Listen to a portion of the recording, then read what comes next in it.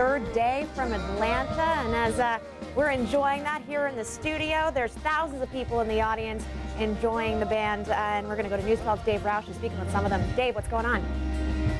Well, we're down here in amongst the crowds of people at St. Joseph's Seminary. As Amber's been telling you, 25,000 people from all across the country are here, not only taking in the entertainment, but really awaiting for the highlight of the afternoon, which is when Pope Benedict XVI will speak to the crowd. We're here with Cassie and all of her friends from the Holy Innocents Church in Pleasantville, New York. You guys can all say hello. And they're just part of the crowd that's been getting ready, anxiously awaiting this event to really hit its high mark. And just tell me, what have things been like since your bus brought you here first thing this morning? What did you do when you first arrived? Well, we didn't go by bus. Our bus came late and actually didn't come. We took a train and then we walked 4 miles just to come up to the shuttle.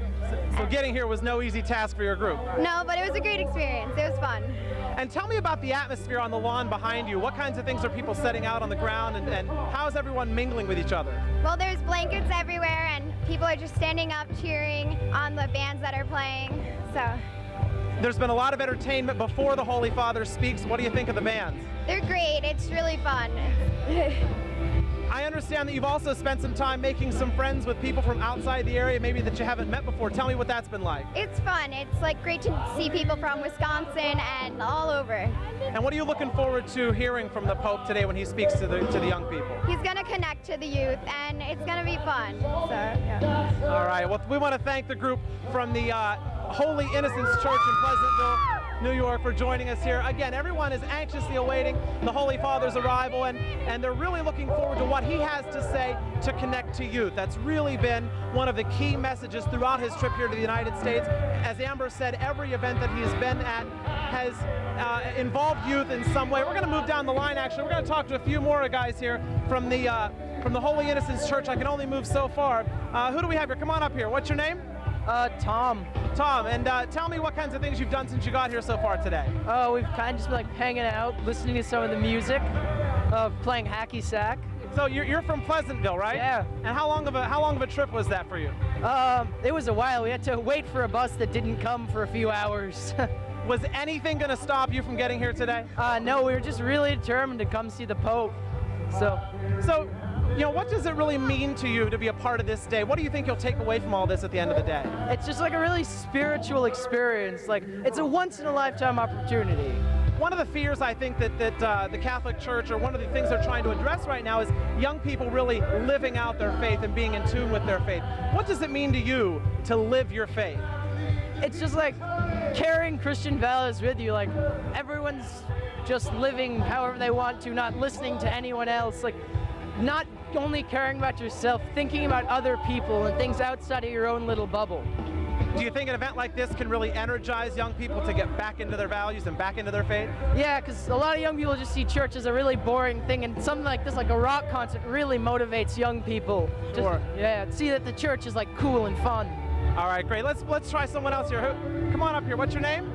I'm Jackie. Okay, move up here so we can see the camera. You're Jenny? Jackie. Jackie, I'm sorry. Jackie, tell me a little bit about the things you've done, the people you've met, and what this experience has been like for you personally.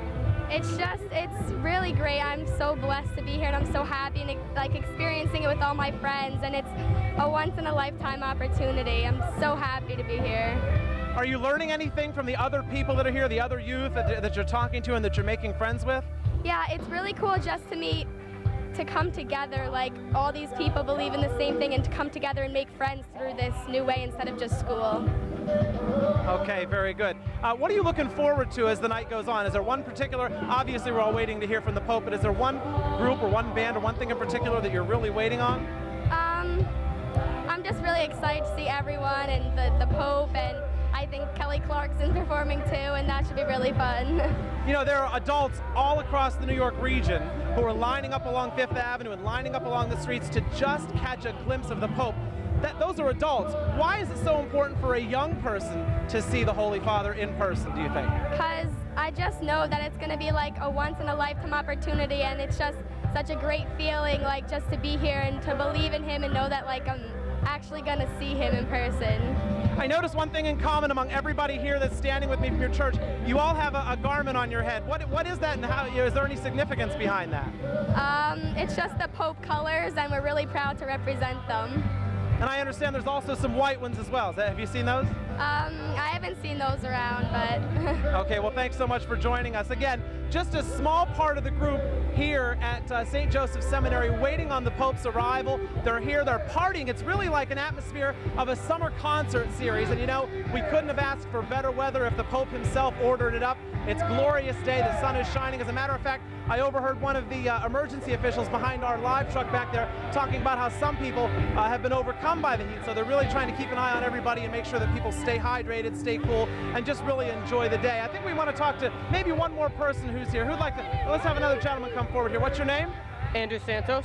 And tell me what this whole experience has been like for you so far. Well, it's a once-in-a-lifetime opportunity. It's not something that everyone gets to do, and it's something I'm going to be able to tell all my friends about. Are your parents here, or are you here with just a group your own age? Just a group of all my own age. And what do you think you'll tell your parents when you go home about this whole experience?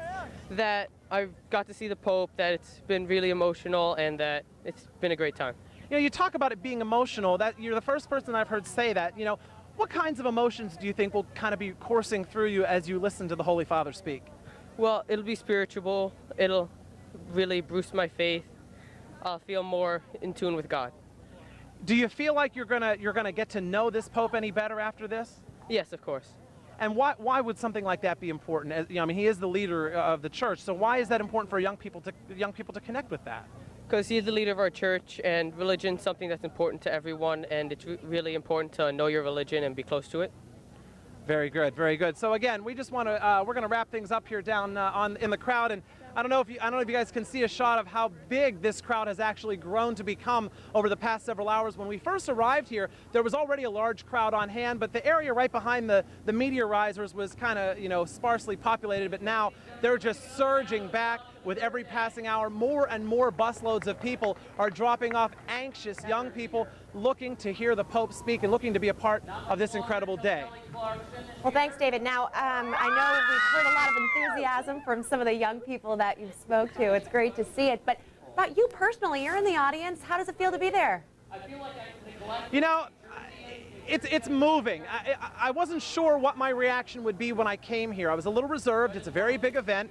But actually being a part of it, as soon as I set foot off the bus and saw the crowds and saw the people moving through here, I actually got that little tingle that you feel right down your spine, and it kind of makes your hair stand up on end. And I knew that this was going to be a memorable experience, not only to report on for everybody watching at home, but to actually witness for myself. And so I'm so thrilled, Catherine, to really have an opportunity to be a part of it. Oh, well, great, Dave. And it looks like you're having a great time with some of those kids. And I trust that when I talk to you next, you're going to be with a whole nother group of people. If I know you, you'll be talking with as many people as possible. But right now, as people just joining us, we're at St. Joseph's Seminary. It's the pre-concert before the big arrival of Pope Benedict XVI. He had a Mass at St. Patrick's Cathedral this morning. He had a little procession at the Pope Mobile. And now we're at the concert, and we've seen lots of singing and dancing and a lot of go time. And now we are listening to comedian Mo Rocca.